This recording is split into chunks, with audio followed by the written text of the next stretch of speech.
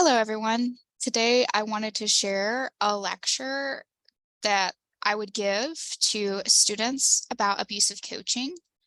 So let's get started.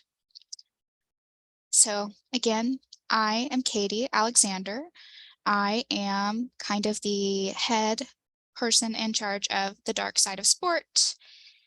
To give you a little bit of insights into my background, I did competitive soccer in Dallas, Texas, from the age of 10 all the way up until the age of 18. I did make it into a Division I soccer program, but I left after only 2 months due to my own experiences of emotional abuse.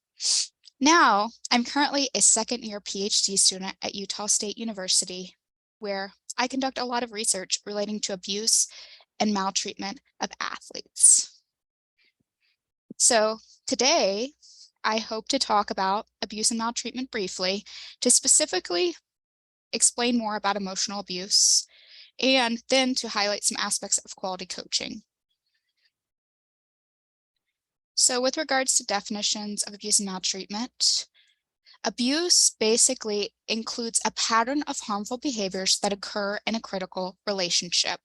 Traditionally speaking, within the abuse and sport literature, we often focus on elite athletes because elite athletes spend a lot of time with coaches and other caregivers within sport, like athletic trainers. I think it's important to mention that any athlete can experience abuse at any setting. It just depends on if they do have a critical relationship with that person. Okay, this means that abuse is relational. And generally speaking, within the literature, the most common relationship that experiences abuse is the coach-athlete relationship. But again, anyone can be a perpetrator. So maltreatment is more broad, and it includes any type of cruel or violent treatment towards another.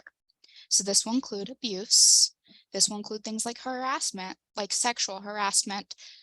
This will include discrimination. This will include bullying or aggression. And this can include violence, like severe violence. In general, some scholars that study abuse actually refer to abuse as violence. So a lot of times all these terms are used interchangeably. I choose to use the term abuse because it highlights some complexity and the relationship patterns. With types of abuse, there are quite a few classifications. The first type would be physical, and it includes contact behaviors that intend to harm, like punching, slapping, kicking, any type of physical behavior, even corporal punishment, like smacking athletes with baseballs or smacking them with a bat. In addition, it might include things like restraining athletes in order to force them to do a specific motion, like if they're not flexible enough, forcing them to be in that position using rope or forcing them down, like in the splits, for example. Sexual abuse might include any forms of exposure to sexual acts, touching, or physical sexual acts. Oftentimes, too, we include aspects of sexual harassment within this definition because whenever you have a coach or a critical caregiver that does make these statements, it is a pattern of statements oftentimes. For example, a lot of the women participants I've had that have been involved in intercollegiate sport report that their coach frequently inquires into who they're having sex with in particular and makes inappropriate comments about their sexual partners. This is sexual harassment and sexual abuse. We also have this emotional, verbal, psychological component, including also neglect. These are slightly two different things. Emotional, verbal, psychological often refers to one thing, and neglect refers to a failure to care for the athlete, to keep their safety, or to intervene when abuse is going on. Oftentimes, neglect is also separated out into more emotional forms of neglect and more physical forms of neglect. You know, emotional forms would be like neglecting the needs of the athlete. And physical would be more so like neglecting physical needs, ignoring injuries, not giving proper medical care. Okay, so my aim with this particular presentation is to elaborate more on this emotional, verbal, and psychological component, and I primarily call this stuff emotional abuse. So with emotional abuse, we're going to go through this ladder of emotional abuse.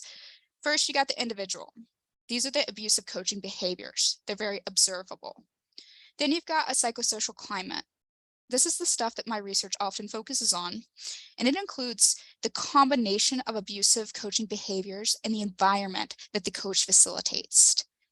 In addition, we have team, which would be related teammate behaviors, such as favoritism. And then we have institutional and cultural factors that perpetuate abuse. I'll discuss all of these things. First, let's talk about the individual piece. Within the literature, we've got a lot of people that have defined emotional abuse. It often includes verbal and physical behaviors along with denying attention and support. That's kind of the most widely accepted definition of emotional abuse. When we talk about the subcategories, verbal emotional abuse talks a lot about making specific verbal comments, demeaning, degrading, scapegoating, calling them names, all those kind of things. Physical emotional abuse includes aggressive acts that do not make physical contact with the athlete.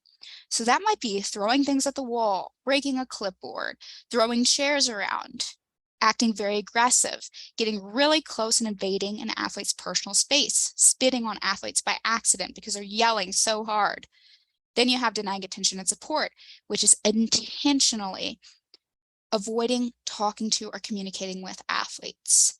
You might, or a coach might do this by sending athletes away in practices, splitting up groups of athletes and never talking to the lower level group, or also just, again, refusing to talk to athletes or certain specific athletes.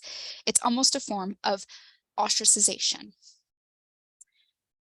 I want to make a note too. So throughout this presentation, I'm going to have a couple or a few examples from the real world from public cases. So for this first example here, Lindsay Warren is a soccer player, and she talked a lot about how one component for her of abuse that she experienced was verbal, emotional abuse regarding weight. I often hear this a lot of times across my female participants in particular, in the sense that coaches often demand that these athletes have this certain look, the certain aesthetic. They can't look fat. They need to look thin, but also muscular at the same time, and they need to only eat good foods and not bad foods. This is one form of verbal emotional abuse, and you can find out more information if you look up her story. Okay, so some examples I've seen of these subtypes of emotional abuse. So first, we've got physical examples. Again, a lot of my participants talk about how their coaches threw things around, they broke things, and oftentimes they were just very aggressive and in your face when they were yelling at you. This often caused these athletes to be very fearful in that time frame and in that moment, because the coach was angry and they didn't know what the coach would do to them. Then you have verbal behaviors. A lot of my participants really do not like these verbal behaviors. There are a few different aspects of this. In particular, a lot of the athletes do not like being called names. They do not like being cussed out. They especially do not like when these verbal behaviors are conducted in a way that is not related to performance at all. And lastly, they're especially concerned and upset when coaches utilize personal information against these players. And specifically what I mean by that is they use the information they know about the athlete to publicly humiliate the athlete in front of the team. So one extreme example I've seen is sometimes the coach would get angry at a specific player and she would yell out, well, this is why your parents got divorced. It's because you suck as a player. So lastly, we've got the denying attention and support examples. I'll take one from my own experience. Basically, one of the reasons I ended up leaving Division I soccer after 2 months was my coach did not like talking to athletes, and especially did not talk to athletes he considered as lower performers. For some reason, I did not know why I was put in this low performing group, and he wouldn't even communicate to me why I was in this group when he asked. He refused to talk to me. Okay, here's another example of a real life case. This case occurred last fall when the UT Permian Basin coach was accused of mental or emotional abuse and being involved sexually with male soccer players. This was a female soccer coach. She also had DUIs. She would force or encourage her players to drive her home from bars oftentimes. What I want to highlight about this particular case is that there's a lot more going on than just these behaviors. I don't always think that these individual subcategories of behaviors fully explain the experience and coach behaviors relating to emotional abuse, especially regarding intent. So now that transitions us into talking about the psychosocial climate. So in general, the psychosocial climate set by a coach is a really important factor. So in general, I think a lot about the components of the psychosocial climate that are often associated with abusive coaches. I want to encourage you to think about what you would think what kind of behaviors, what kind of climate is associated with abusive coaches. And I'll pause here. So in my work, I have found 3 components are really, really important from the athlete's perspective when considering an abusive psychosocial climate. The first component relates to intentions. The intentions are not wholly based in performance, and athletes can't clearly link these behaviors to performance. And then the second and third part are coercion and control.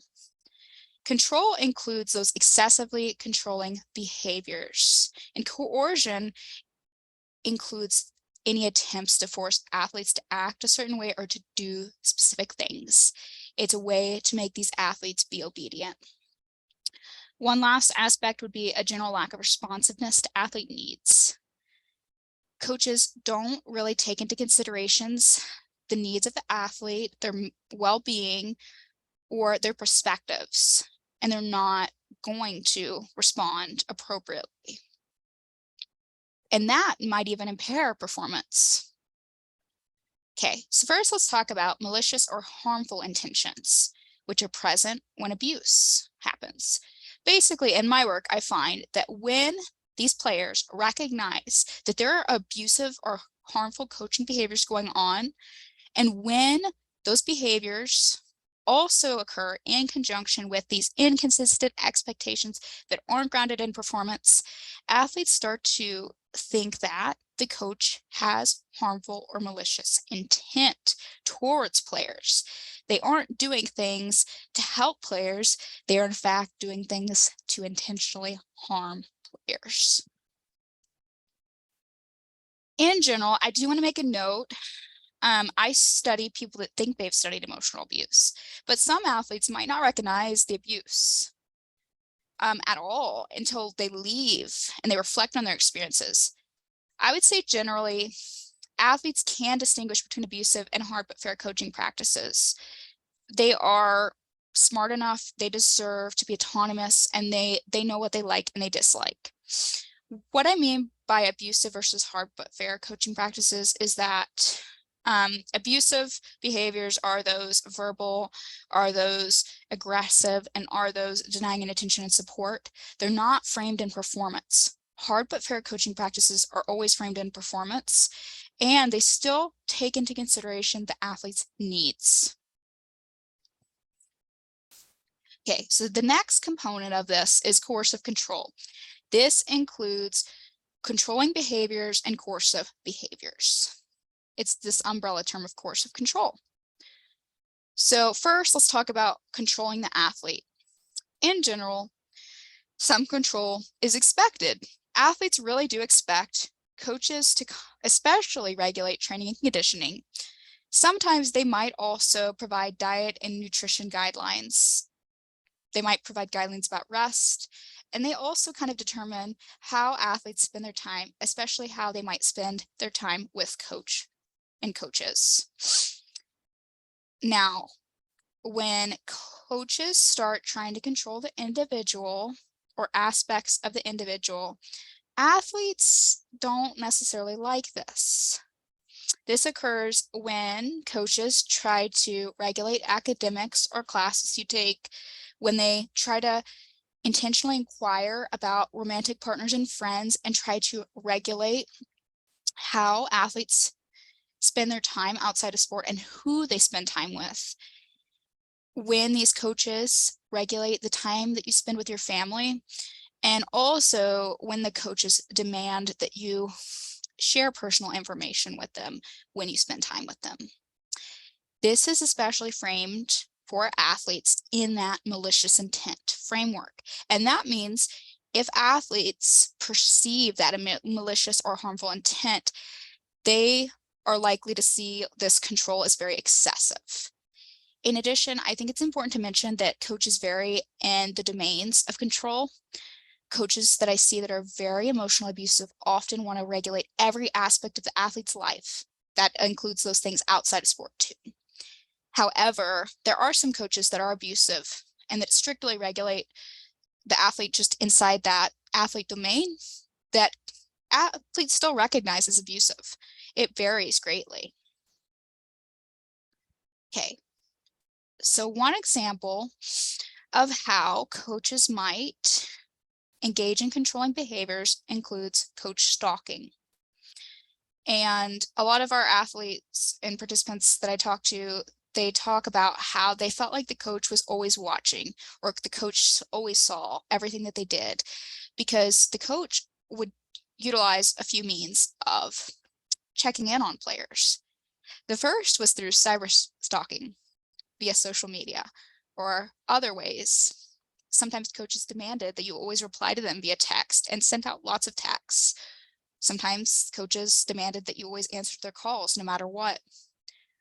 A lot of times, coaches also expected players to allow them to view their social media, and coaches attempted to regulate social media posts and commented on them and things like that. In addition, the most nefarious form of coach stalking includes in-person stalking. Within my participants, in-person stalking from the coach was rarer, but there were a few participants that talked about how their coaches would drive by their driveways before home games to see who was in the driveway.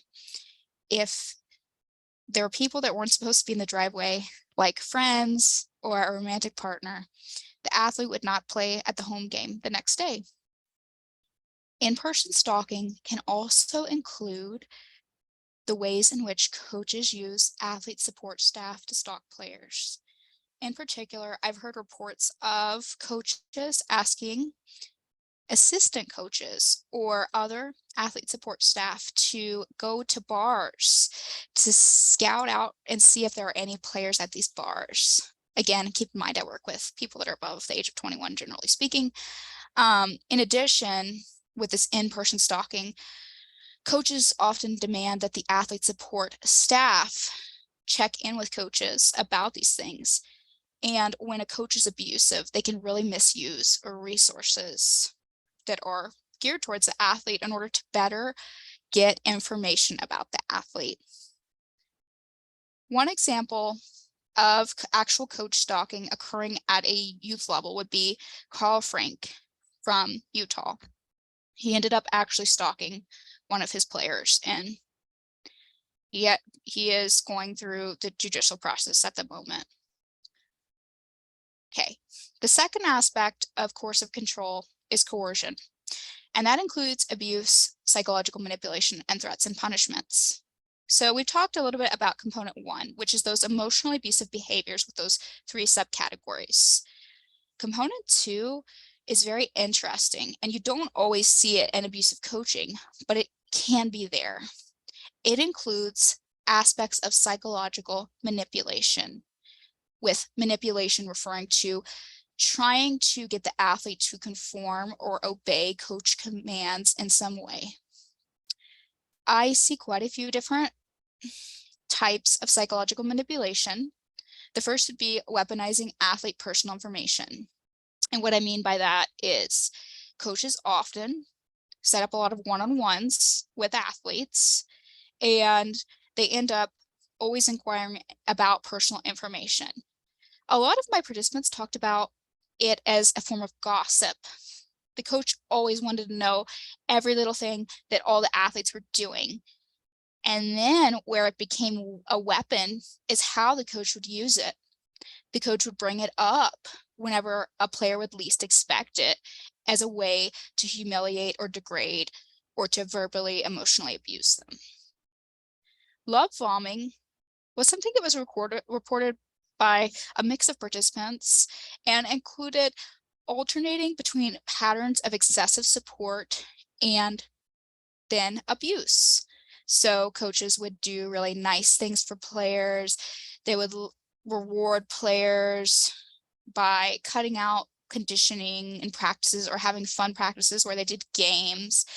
And then the next time around, the coaches would make it a horrible practice where there was lots of conditioning, and the coach was very nitpicky about every little mistake that the players made.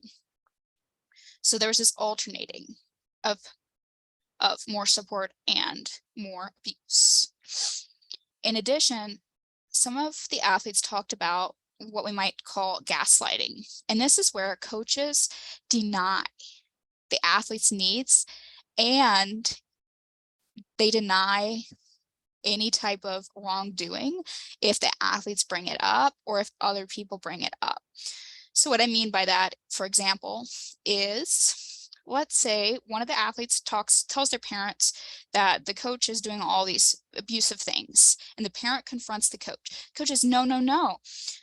This is just must be a misunderstanding between your athlete and I, because I don't really do these things. So one form is denying. The other form is, oh, no. Actually, it's your athlete that's the problem. They keep giving me attitude all the time. So that's more shifting blame. So gaslighting might include denying abusive behaviors and shifting blame. It can also include, obviously, denying needs and just denying that they're doing anything wrong. Finally, another aspect of psychological manipulation that I sometimes see would be favoritism. And this is extreme differential treatment across team members, where the favorites get certain privileges. I'll talk a little bit about this more when we move into considerations for the team. So just hold on to that. Okay, the last component of coercive control, specifically coercion, would be threats and punishments. So it's really common for coaches to use threats and punishments just based on how sport is. Conditioning and running as punishments are still very common. In general, I ask that you reflect on the kinds of threats and punishments you've seen before. And I'll take a moment. Yeah, so in general, some commonly reported threats and punishments that I hear about would be conditioning, more running, more strength training, things like that. Taking away positions, scholarships or funds, and benching players. Ignoring or denying attention or other forms of emotional abuse. So they can sometimes threaten this or punish certain players by doing these things. Being more aggressive or abusive. In addition, I have heard of threats of severe violence, such as fatally harming or killing an athlete, threatening to kill them, things like that. And threats of coach suicide, where coaches threaten suicide if you leave them or if you don't do what they say. Those are more extreme ends. I very rarely hear about these kind of situations, but they do happen. In general, the reason why coaches use threats and punishments, again, is to kind of force these athletes to obey them. One example that you can find in the public, if you look up Kevin Stallings, this coach actually got caught threatening to kill a player because it was recorded and had to apologize. Nothing much got done. So let's summarize the components of the psychosocial climate. You've got emotionally abusive behaviors, which include those physical, non-contact, verbal, and denying attention and support subcategories. You've got coaching control, which is across sport and outside domains, and you've got coercion, which includes psychological manipulation and threats and punishments. You could also consider coach responsiveness to athlete needs, but I have not included it here because it varies greatly across abusive coaches. Now, when you are thinking about different coaches, technically you could rate them across the spectrum from low to high on each of the things we've talked about. So for example, for emotionally abusive behaviors, you can consider how many behaviors a coach does that are verbally, emotionally abusive, and you could rank them. Or you could rank coaching control, inside or outside of sport. Or you could rank the different types of psychological manipulation and threats and punishments. I hope that that would be something useful for you all. So that's a good application. Now we're going to transition more to talking about the team and related teammate behaviors. So athletes can react in a variety of ways to abusive situations. This is a situation because there are multiple people involved in the abuse. The coach is often, the perpetrator, but other athletes might react in different ways and might receive different types or styles of abuse. Something very peculiar and unexpected that I found when I was doing my own research was that abusive coaches often exhibit extreme favoritism and differential treatment across groups of athletes. I found this very peculiar simply because the coach is kind of creating these groupings and giving these things to certain players. And it's not just simple favorites, because all coaches have some kind of favorites. It's like a totally different world for favorites and non-favorites. So within the abusive situation, one form of kind of psychologically manipulative behavior is when coaches exhibit extreme favoritism, which would be giving excessive privileges to favorites. Excessive privileges include things like allowing these people to take on roles of assistant coaches, allowing these people to get their own hotel rooms when the team travels, allowing these players to receive more food or more meal money in some way. In addition, it could include things like not forcing these athletes to do conditioning when the team is supposed to be doing conditioning, or just other forms of privileges where it creates these two groups, the favorites and the non-favorites. Where it gets really interesting is that sometimes coaches expect athletes to do favors in order to give them these privileges. In particular, favors can look like a lot of different things. Unfortunately, sometimes they are sexually abusive in nature, but generally my participants talked more about two types of behaviors. The first would be sucking up to the coach, which would involve spending a lot of time with the coach, giving them lunches, eating with them, helping watch their kids, things like that. The second type of favor would be serving as a spy. This is specifically some language that some of my athletes utilized. And that meant serving as a spy meant tattletaling on players. So basically serving as an informant for the coach. This type of favoritism in general really created a lot of divides across the team as a whole. It was very damaging to all the people involved, the favorites and the non-favorites. And so I want to make a note that, again, athletes react differently to abuse. So some athletes do things that don't necessarily make sense and may harm others as a result of these behaviors. Okay, so again, extreme favoritism leads to that differential treatment in these groups of favorites and non-favorites. It can also create these really rigid hierarchies where there's these group of favorites, they really can't get thrown out, or they really don't become non-favorites. And non-favorites, the people that the coach doesn't like as much, they really can't become favorites. It doesn't really matter what they do. They're not going to get treated more nicely or get those privileges that favorites will have. With these hierarchies, it creates really bad divisions across those favorites and non-favorites again. And also, in general, it leads to a lot of team division. A lot of participants reflect on teams where they have this divide, and they talk about how the people that are non-favorites often feel really isolated, and the people that are the favorites feel really isolated and alone. It's like everyone has to do what they can to kind of survive, and no one knows what to expect from the coach behavior-wise. One very interesting way that this can translate to team dynamics and how teammates interact with others is through bullying. Bullying is different than abuse because bullying is peer-to-peer, okay? And it's about power differentials across peers. So with regards to this, I have heard horror stories where the coach singles out a select one or two players and ostracizes them from the team, meaning they encourage bullying of that particular player or players.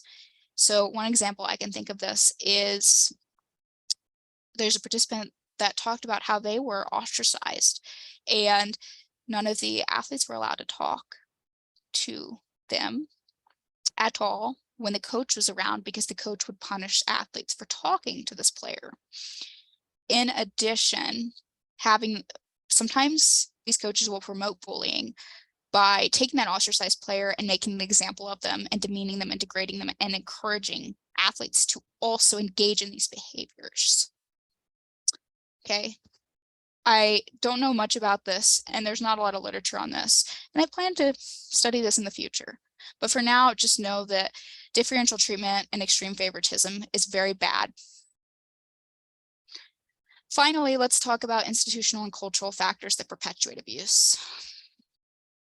So, big institutions and organizations often promote policies and practices that generally limit athlete autonomy and choice. These organizations basically control the athletes' lives, especially at an elite level. They often encourage like extreme athlete regulation.